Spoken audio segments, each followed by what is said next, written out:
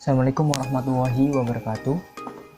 Kami dari kelompok 4 akan mempresentasikan tentang skala ekonomi eksternal dan internal. Perkenalkan, di sini ada Haidar Naufal Rashid, yang kedua ada Hai Firdausul Kausar, yang ketiga ada Robi Hermawan, yang keempat yaitu Sylvian.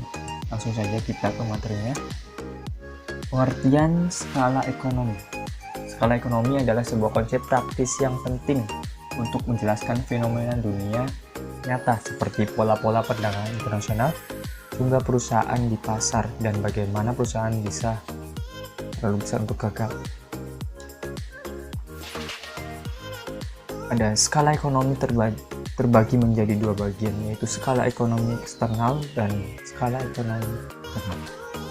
Skala ekonomi eksternal akan tercipta apabila jumlah biaya per unit sudah tergantung pada besarnya industri, tidak perlu besarnya satu perusahaan.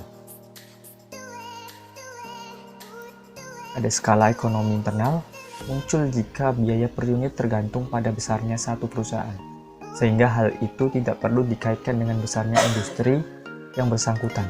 Skala ekonomi eksternal dan internal tersebut masing-masing menimbulkan implikasi-implikasi berbeda terhadap struktur industri. Suatu industri di mana skala ekonominya sepenuhnya bersifat eksternal biasanya akan terdiri dari perusahaan kecil dan strukturnya akan berkembang menjadi persaingan sempurna. Next. Macam-macam skala ekonomi. Itu ada 3. Constant response to scale merupakan skala yang sedang, artinya pada titik aman. Ketika skala meningkat membuat biaya produksi tetap. Kedua adalah decreasing returns to scale, merupakan skala yang tidak ekonomis. Ketika skala meningkat membuat biaya semakin tinggi. Terakhir adalah increasing returns to scale, merupakan skala yang ekonomi. Ketika skala meningkat membuat biaya produksi semakin rendah.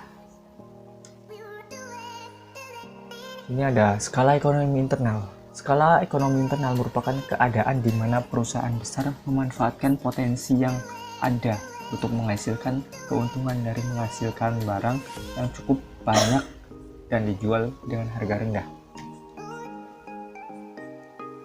Ini ada skala ekonomi eksternal, yaitu keadaan di mana perusahaan tidak dapat mengontrol komponen-komponen yang berpengaruh langsung terhadap bisnis. Perbedaan di antara skala ekonomi internal dan eksternal adalah cakupan. Untuk skala ekonomi eksternal meliputi semua jenis industri, sementara skala ekonomi internal mencakup jenis perusahaan tertentu.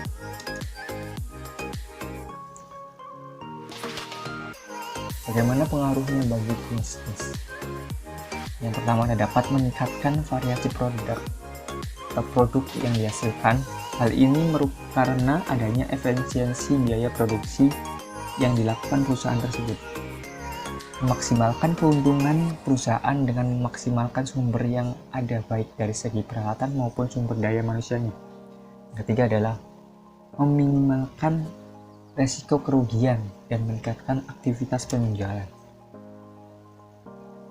Harga barang juga lebih murah sehingga dapat menjangkau semua pihak. Harga barang nyatanya dipengaruhi oleh elastisitas pendapatan.